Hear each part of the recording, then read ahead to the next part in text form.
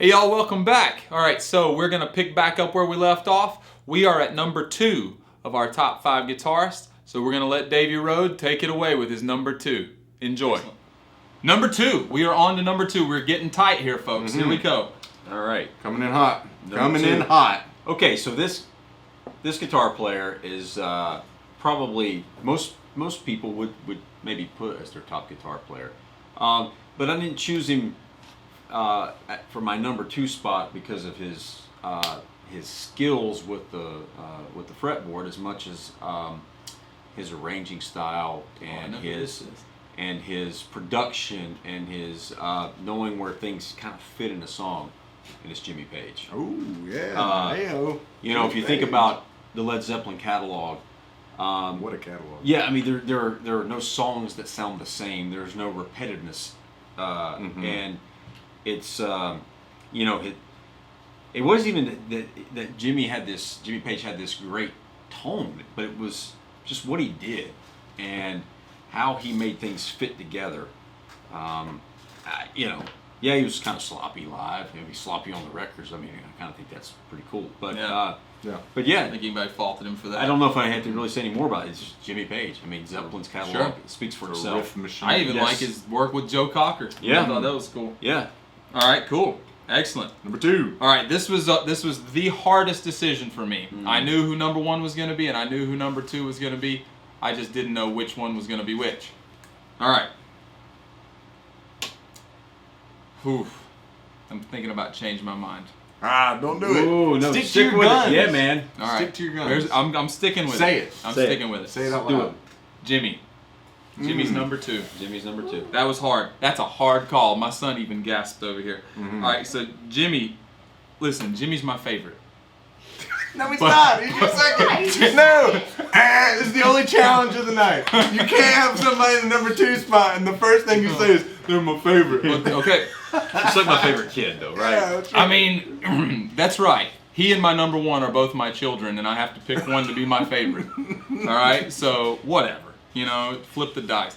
All right, I got a little bit more out. Let's say that I got a little bit more out of my number 1 because Jimmy was only producing for 3 years. Yeah. All right. Yeah. Jimmy moved me as a kid. He was dangerous. Yeah. He was shocking. Dangerous.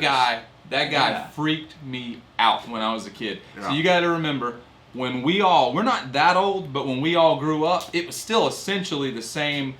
There was the same media level of production that was around for the last 50 years. So Yeah. there wasn't a lot we could do. There was no internet growing up and stuff like that. Yeah. All right, so really what it came down to was, yes, I was born in an era when Van Halen was already playing and Metallica was already playing and all these guys, Satriani and Vai and all these Malmsteens, they were already doing their thing. All right, but look, when you're new to everything and the first thing you see is your dad brings home a black and white video footage of the BBC and Jimi Hendrix is playing with Mitch and Noel and he's playing Hey Joe and that joker throws that thing up and starts playing with his teeth and then flips it up under his leg and starts playing under his leg and then puts it and starts like doing who knows what and moving it around. It looked like the guitar was wobbly. Like it looked like I was a part of the acid trip that was going on in his mind. Like I was like, whoa, am I seeing this right? That dude freaked me out, taught me literally probably more about the guitar, not in a sense of theory, but more in a sense of, I love the word reckless that Jay used earlier. Davey. He taught me how to be reckless because, was that you? Yeah. Possibly. Okay, somebody said reckless. I wrote it right here. He taught me that. Yes. All right. He and another guy, Jeff Beck, they taught me the reckless abandonment of just like going for it. And you can't always want to be the session player. Yeah. All right. So when you go out and you want to really put everything you have on there, you need to model yourself after someone like Jimmy because that joker threw it on and just went for it. And I'm not saying he couldn't go out there with a bad attitude half the time and just barely.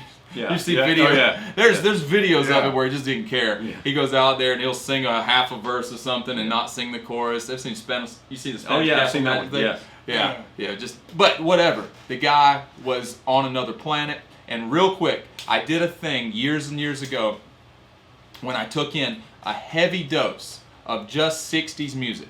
Okay, I got real into it, and I didn't listen to anything from the 70s up. Nothing. Just 60s music. And in that time period, I was taking a lot of the Doors in, which is one of my all-time favorites. I took a lot of the Monkees and the Animals and the Beatles and all these bands. I was just listening to 60s music, Mamas and the Papas, everything. And then all of a sudden, Machine Gun came on a playlist of mine. Wow.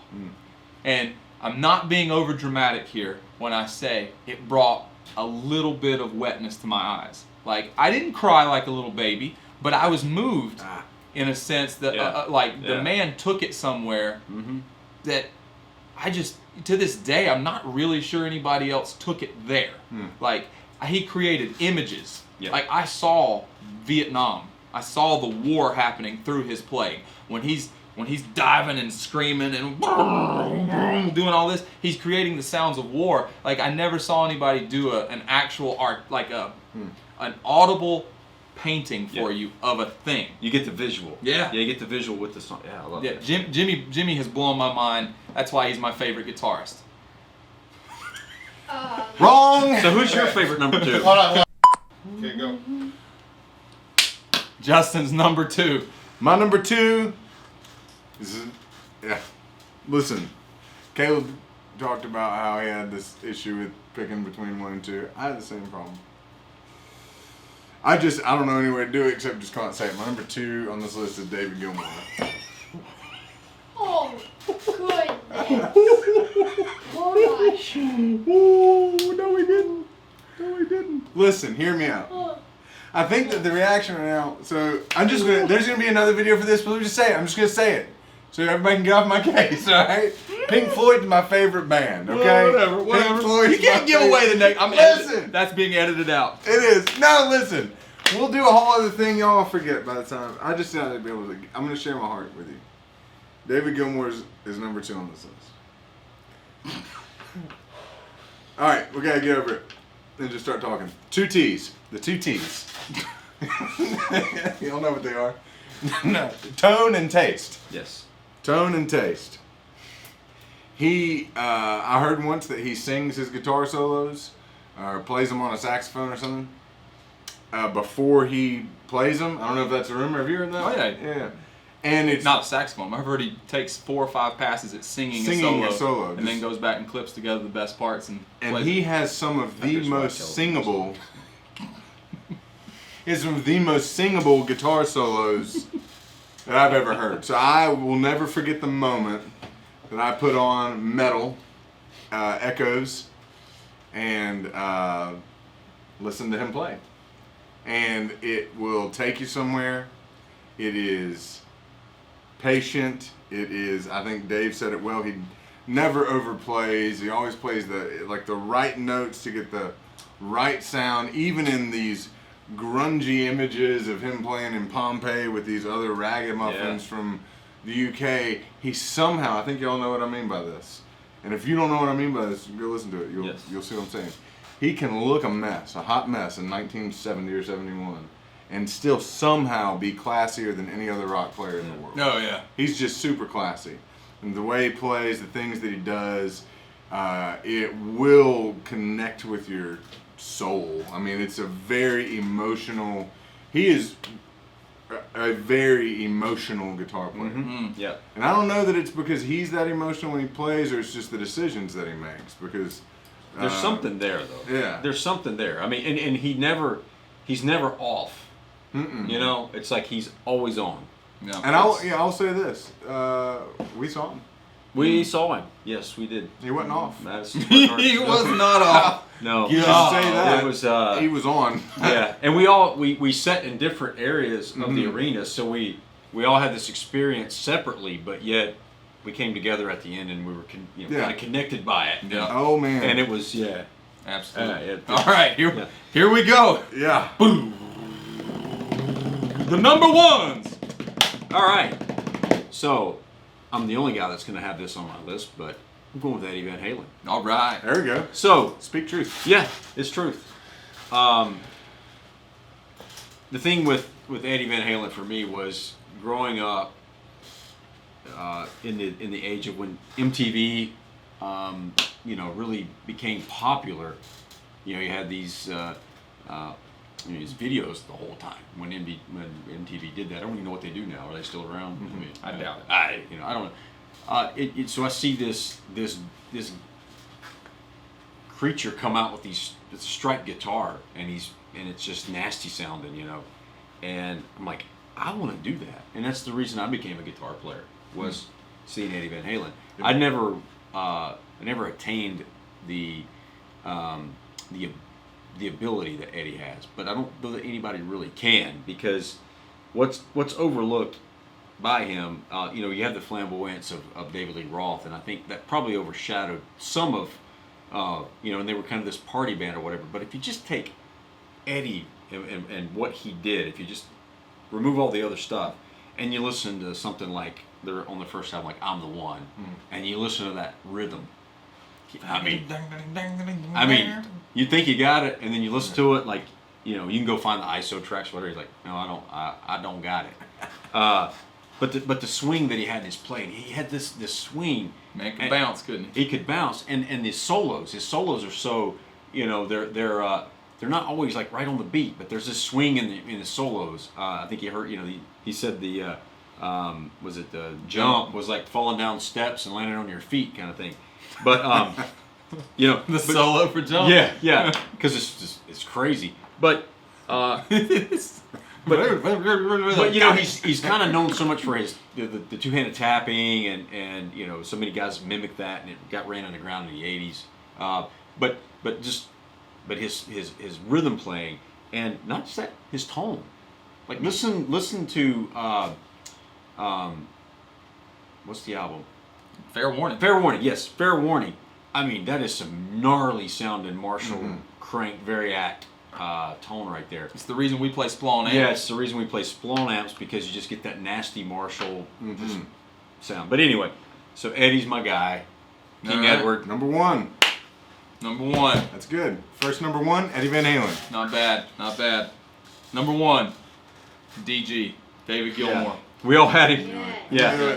Gilmour made everyone's top list. Yeah. Gilmour's number one because Gilmour, like Jimmy, really is number one. When I was a kid, my dad left. He gave me a record.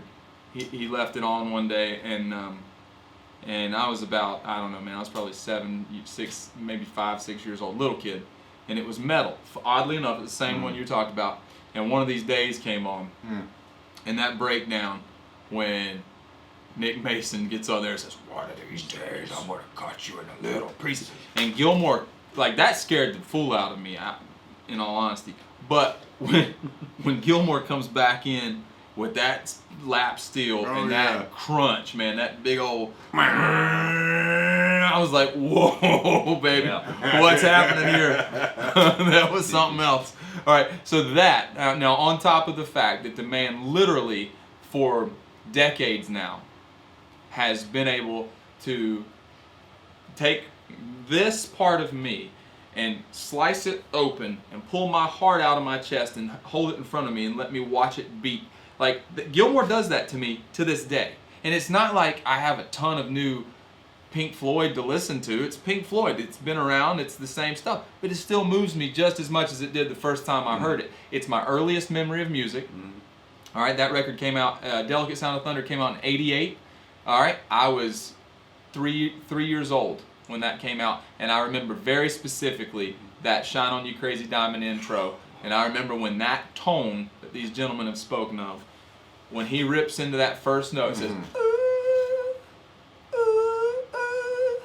I said, like, even as a kid, I was like, what's he doing? Yeah. So obviously, first thing I wanted to learn how to do when I played was, how do you do what he does?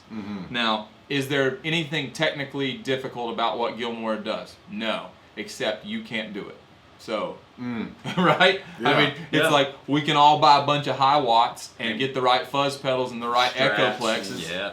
But, hey man, you're not going to sound like that. No. Nobody does. So David Gilmour, the most soulful, unsoulful person It's a good way to put it. on the planet. Yeah. And here's the thing.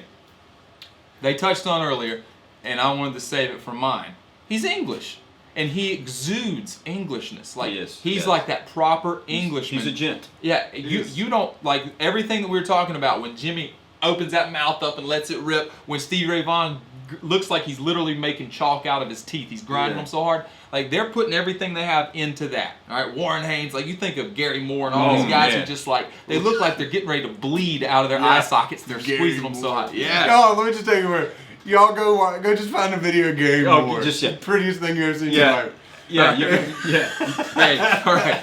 Yeah. So Gilmore, not that at all. He's English. He's proper, but he's Right. gonna sit there and rip your face off time and time again. If you want to highlight, go listen to Sorrow live on Pulse, or go listen to Comfortably Numb live on Delicate Sound of Thunder, or flip it on over to On the Turning Away on Delicate Sound of Thunder, or listen to Echoes on Metal, or if you want to hear David Gilmour get a little bit weird, go listen to Dogs. Ooh. Right. I mean, the man is an institution in and of himself. He's a legend. He's worth every ounce of number one I can give him. And here's the thing, and I'm going to say this and then I'm done. We all drove up or flew up to Madison Square Garden back in '16 when he was doing his tour. Yeah.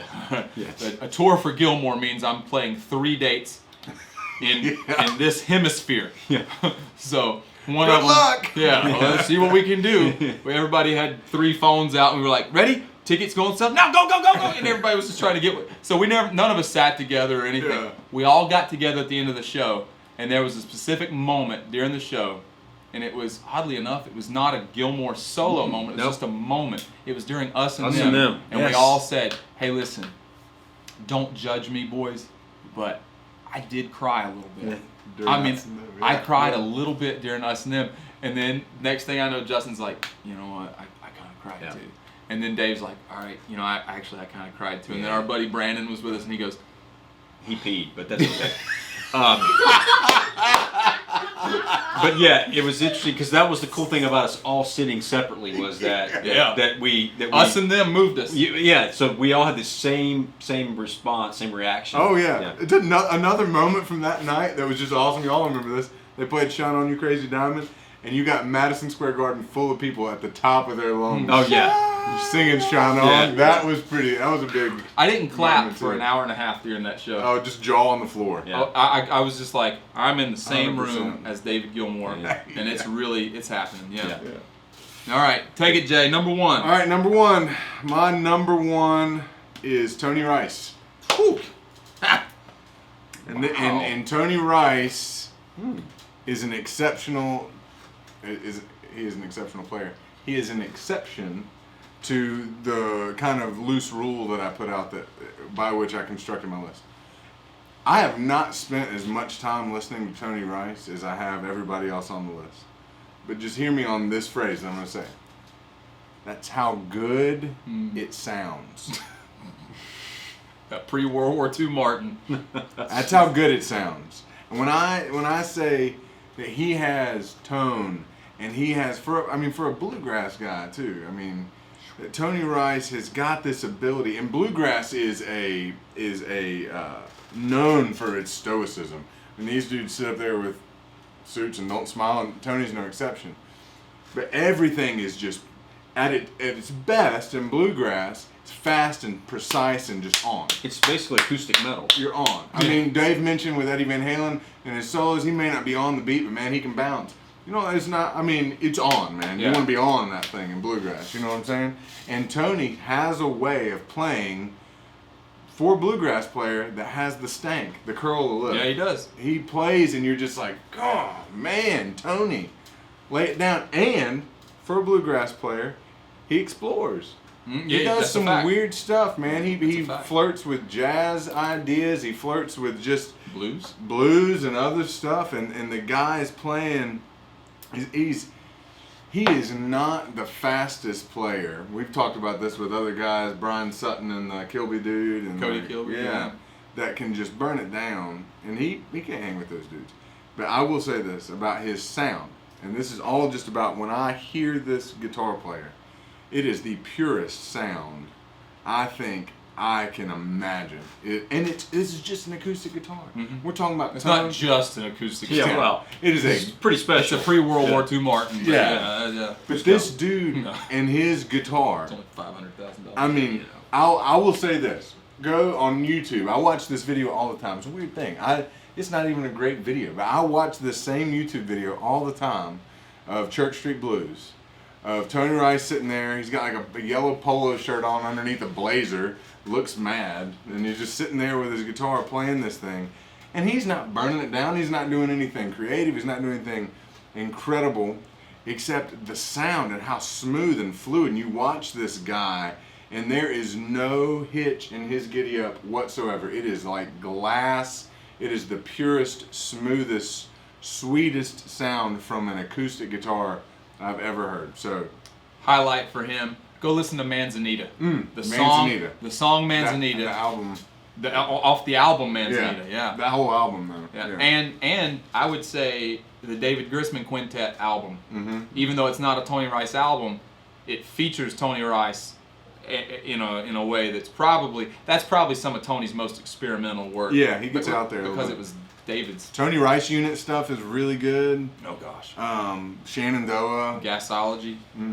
I mean, he's just, Tony's, it's just a wonderful, rich, kind of homegrown comfort food sound. Yep. So my number one, Tony Rice. Good stuff. Absolutely. Good stuff. Real quick. Honorable mentions. Honorable mentions. Yeah. Let's make it. Let's not explain. Yeah, Let's just go just through say them. 'em. Okay, I've got 4 guys real quick. Yeah. Hit it. We'll just name them off. All right. So my first one is Richie Blackmore. Man, There you go. I mean, and if you notice, my list are all band guys. I like guys that fit in a band setting. So Richie Blackmore, awesome. Tony Iommi. Tony, Yeah. the riff Riff master. man. I mean, if without Tony, there's really no metal. Right. Facts. Jeff Beck. Mm-hmm. We talked about him just briefly. Absolutely. And then Justin had mentioned Gary Moore.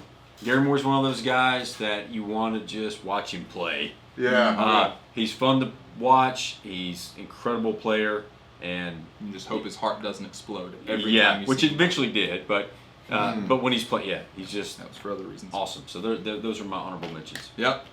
Jeff Beck. Hard not to put Jeff in my Absolutely. top 5. Absolutely. Jeff, so dangerous. You know what?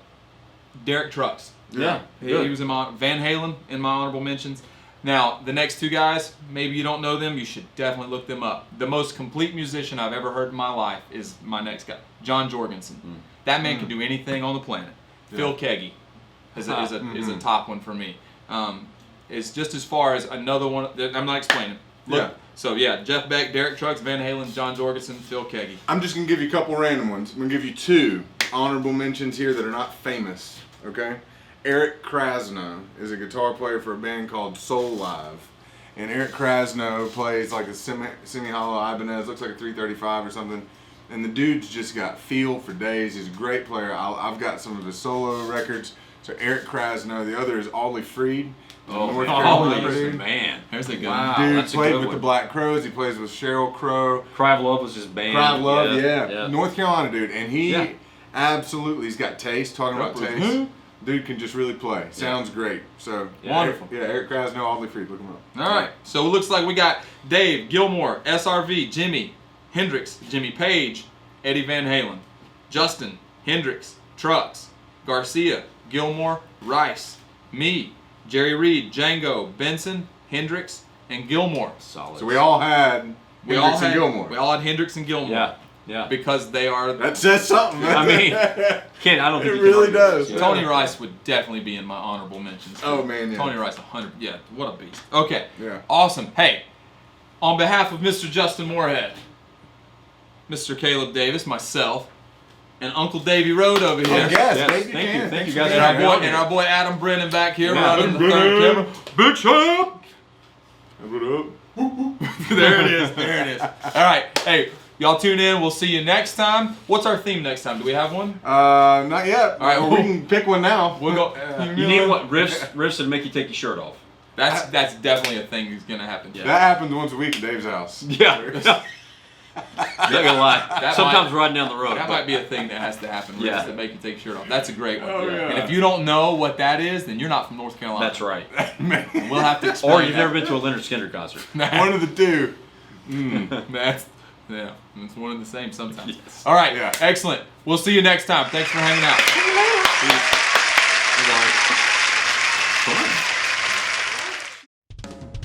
Hey y'all, thanks for hanging out. Hope you enjoyed this video. Make sure to like, share, and subscribe. You can also follow me on Facebook, Instagram, and Twitter. See you next time.